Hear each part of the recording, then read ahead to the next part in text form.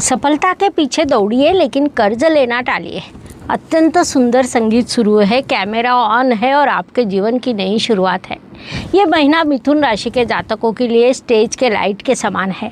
चमकने का बड़ा अवसर है, लेकिन फोकस संभालना पड़ेगा। स्मार्टनेस और स्माइली लेकर आगे बढ़े, सफलता आपको मिलेगी। नमस्कार, मैं एस्ट्रो गुरुमा डॉक्टर ज्योति जोशी सभी ज्योतिष प्रेमियों का हार्दिक स्वागत करती हूँ। हम नवंबर 2025 महीने की राशि भविष्य को समझ रहे हैं। आज हम मिथुन राशि के जातकों के लिए ये महीना कैसा रहेगा, इस पर विस्तार से वार्तालाप करेंगे। विभिन्न दृष्टिकोण से इस महीने के ग्रह स्थिति का शास्त्रोक्त विश्लेषण करने वाले हैं। साथ ही वीडियो के अंत में मैं आपको इस महीने करने वाला विशेष उपाय बताने वाली हूँ, इसीलिए वीडियो अंत तक देखें। एक और महत्वपूर्ण बात, हम विभिन्न दृष्टियों से ये महीना आपके लिए कैसा रहेगा बड़े विस्तार से बताते हैं। इस महीने आपका अनुभव क्या रहा, ये आप हमें कमेंट द्वारा हम तक पहुंचा दीजिए, ताकि हमारे इस मार्गदर्शन का आपको लाभ हो रहा है ये बात हम तक पहुंच सके।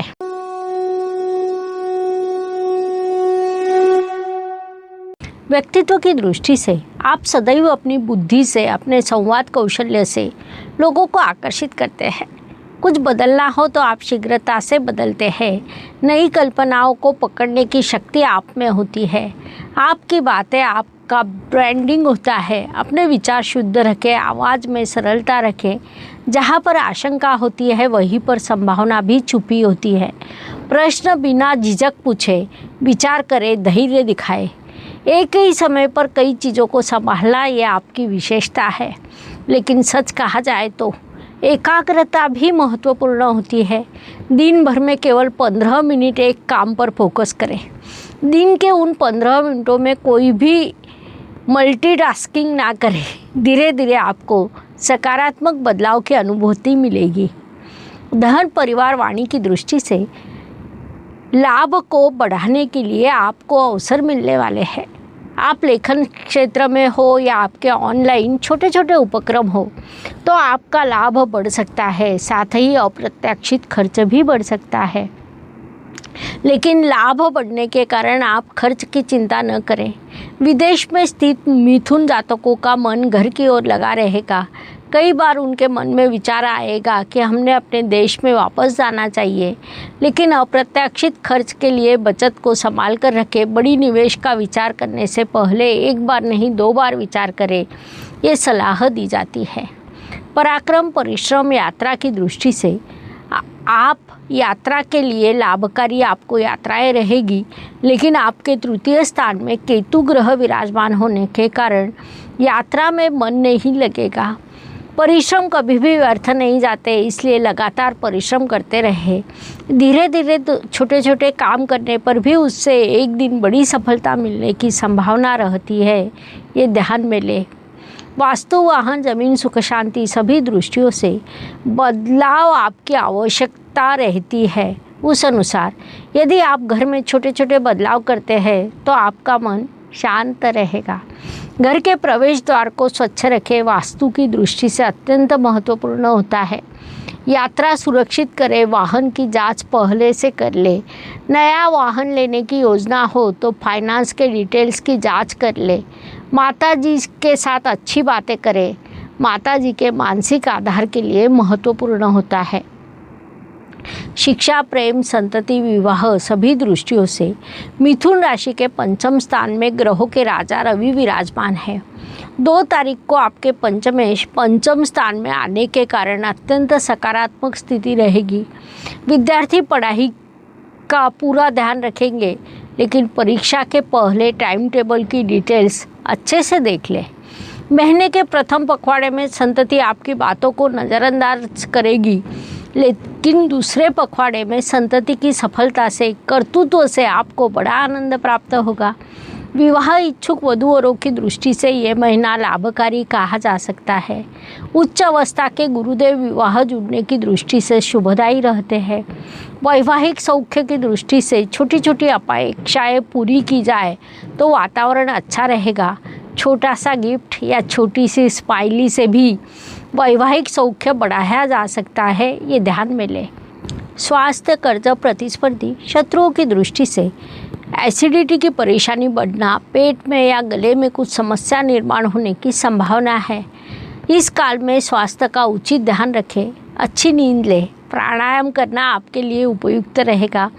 मंगल ग्रह भले ही स्वराशि का हो, फिर भी वह षष्ठ स्थान में जब हो तब कर्ज लेना टालना चाहिए। मंगल ग्रह आपके षष्ठ स्थान में विराजमान है, स्वराशि का है, जिस कारण आप शत्रुओं पर विजय प्राप्त करेंगे। प्रतियोगिता में सफल होंगे। आपकी प्रतियोगिता परीक्षा हो तो इस काल में आपको अच्छी सफलता प्राप्त हो सकती है। इस महीने कर्ज न ले, ये सलाह दी जाती है। नौकरी एवं व्यवसाय की दृष्टि से मिथुन जातकों पर काम का दबाव अत्यंत बढ़ने वाला है, जिस कारण काम और परिवार में संतुलन बनाए रखना आपके लिए थोड़ा कठिन रहेगा। ये भी सत्य है कि आप उसे अच्छे से संभालेंगे। नौकरी में आप नई जिम्मेदारियां बढ़ने वाली है, लेकिन उन जिम्मेदारियों की तुलना में लाभ बढ़ने की संभावना कम रहेगी। व्यावसायिक जातकों की दृष्टि से मार्केटिंग, कम्युनिकेशन सेक्टर में डिजिटल काम करने वाले के लिए इस महीने बड़े अवसर निर्माण होंगे। अपनी टीम पर ध्यान दें, उनकी सलाह आपके लिए उपयोगी रहेगी। सर्विस सेक्टर के जातकों की दृष्टि से ग्राहकों के साथ आपका अच्छा संवाद रहेगा और समय पर सेवा दी जाए तो ग्राहकों के साथ आपका रिश्ता अधिक मजबूत होगा। ज्येष्ठ नागरिकों की दृष्टि से आपने स्वास्थ्य का उचित ध्यान रखें, डॉक्टरों की सलाह लें, आपको परिवार से आधार मिलेगा। इस महीने आपका बच्चों के साथ वार्तालाप बढ़ने वाला है। भाग्य एवं शुभ संकेत की दृष्टि से मिथुन जातकों के लिए ये महीना कई शुभ संकेतों से परिपूर्ण भरा है। मुख्य रूप से आपके भाग्य शनिदेव दशम स्थान में विराजमान है, अर्थात त्रिकोण के स्वामी केंद्र स्थान में विराजमान है, जिसे हम बड़ा शुभ संकेत कह सकते हैं। दूसरा बड़ा शुभ संकेत है कि गुरुदेव आपके धन स्थान में उच्च अवस्था को प्राप्त हुए। महत्वपूर्ण बात है, उन्होंने आपके लिए कुंडली का अर्थ त्रिकोण पूरा किया। इस महीने अर्थ त्रिकोण अत्यंत प्रबल है, क्योंकि गुरु, मंगल, शनि ये तीन ग्रह आपके अर्थ त्रिकोण के स्थानों में विराजमान है। विशेष बात है कि रवि ग्रह भी 16 तारीख को अर्थ त्रिकोण में आएगा। 2 तारीख को पंचमेश पंचम स्थान में पहुंचने वाला है, जिस कारण पढ़ाई से अर्थ लाभ होने के अवसर निर्माण होंगे। 23 तारीख को आपके पंचम स्थान में लक्ष्मी नारायण योग निर्माण होगा, जो आपको बड़ा धन लाभ देगा। कुल मिलाकर कई शुभ संकेत इस काल में निर्माण हुए हैं, उनसे आपको शुभ परिणाम प्राप्त होंगे। इस काल का सदुपयोग करें। कर्म की दृष्टि से आपके कर्म स्थान में शनिदेव विराजमान होने के कारण विलंब मुख्य रूप से सामने आएगा।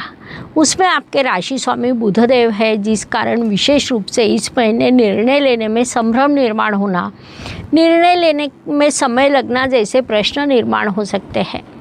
विलंब होने के कारण हाथ से अवसर निकल जाने की संभावना होगी। इसीलिए निर्णय लेने से पहले 24 घंटे विचार करें, उसके बाद निर्णय लें। संवाद करते समय सुनना भी बोलने जितना ही महत्वपूर्ण होता है। आर्थिक चीज़ें या किसी से डील करने से पहले विशेषज्ञों की मदद लेना लाभकारी रहेगा। लाभ की दृष्टि से विचार करें तो मिथुन जातकों के लिए मंगल देव की स्थिति महत्वपूर्ण होती है, क्योंकि वे आपके लाभेश है। मंगल देव इस महीने स्वराशि के हैं, जिस कारण इस काल में आपकी पुरानी योजनाएं कार्यान्वित होगी। विशेष रूप से कुछ आइडियाज जो कम्युनिकेशन से संबंधित है, उससे आपकी इच्छा पूर्ति होने वाली है। छोटे आर्थिक लाभ होंगे, बोनस मिलेगा, आपका अटका हुआ पैसा मिलेगा। इस काल का पूरा उपयोग करें। व्यय एवं प्रत्यक्ष गमन की दृष्टि से आपको कुछ अप्रत्याशित खर्च का सामना करना पड़ेगा, अर्थात किसी वस्तु या वाहन के दुरुस्ती पर खर्च हो सकता है। यात्रा करते समय जागरूक रहना आवश्यक रहेगा। विदेश में स्थित भारतीयों ने परिवार, आर्थिक स्थिरता जैसी सभी चीज़ों को ध्यान में रखकर निर्णय लेने चाहिए। भावनिक रिश्ता संबंध अधिक मजबूत करने के लिए उचित निर्णय लें। संवाद कौशल्य ये मिथुन राशि की शक्ति है। महाभारत पढ़ते समय या रामायण पढ़ते समय आपके ध्यान में आया होगा कि संवाद की वास्तविक शक्ति दिखाने वाले प्रथम व्यक्ति नारद मुनि थे।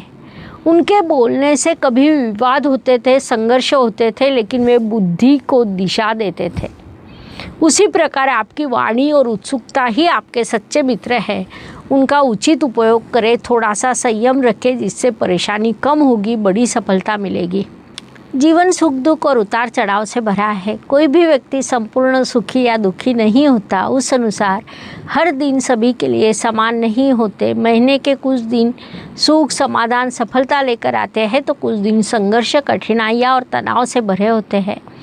ये चंद्रमा के गोचर पर निर्भर है। उस दृष्टि से मिथुन जातकों के लिए 1, 10 और 19 विशेष सुखदायक तथा शुभ है। 8, 17, 27 अशुभ एवं तनावपूर्ण रहेंगे। ज्योतिष में अत्यंत छोटे छोटे लेकिन बड़ा परिणाम करने वाले उपाय बताए गए हैं। अशुभ चीज़ों की अशुभता कम करने का, शुभ चीज़ों की शुभता बढ़ाने का उनमें सामर्थ्य होता है। 28 नवंबर को विश्व के न्यायाधीश शनिदेव मार्गी हो रहे हैं। अंक शास्त्र के अनुसार 8 शनिदेव का अंक है। मार्गी होने वाले शनिदेव आपके लिए सकारात्मक हो, 7.5 हो, डहिया हो या शनि की महादशा अंतर्दशा हो तो उन्हें शुभ फल मिले। शनिदेव से होने वाली परेशानी कम हो, साथ ही जिनके लिए शनिदेव सकारात्मक है उन्हें शुभ फल बढ़ाकर मिले। इसलिए राशि के अनुसार 8 मंत्र देती हूँ। उस अनुसार मिथुन राशि के दृष्टि से ओम मंदाय नमः, ओम मंदचेष्टाय नमः, ओम महनीय गुणात्मने नमः, ओम मर्त्य पावन प्रदाय नमः, ओम महेशाय नमः, ओम छायापुत्राय नमः, ओम शर्वाय नमः, ओम शरतुणीरधारिणे नमः। मंत्र डिस्क्रिप्शन बॉक्स में देती हूँ। इन 8 मंत्रों का पाठ आपने हर रोज़ 8 बार करने चाहिए। इसके शुभ परिणाम प्राप्त होंगे। नवंबर 2025 ये महीना मिथुन राशि के लिए कैसा रहेगा, ये समझने के लिए इतनी जानकारी पर्याप्त है। पुनश्च अवश्य मिलेंगे। वीडियो अच्छा लगा हो तो लाइक, शेयर, सब्सक्राइब करें। कमेंट बॉक्स में हर हर ज्योतिष, घर घर ज्योतिष लिखना न भूलें। धन्यवाद। शुभम भवतु। जय ज्योतिष। ज्योतिष का अध्ययन तथा शास्त्र की शास्त्रीय तरीके से पढ़ाई करने के लिए मेरी 2 किताबें प्रकाशित हो चुकी है। उनका अवश्य लाभ लीजिए। Please like, share and subscribe the channel. और हाँ, बेल आइकॉन दबाना ना भूलें। धन्यवाद।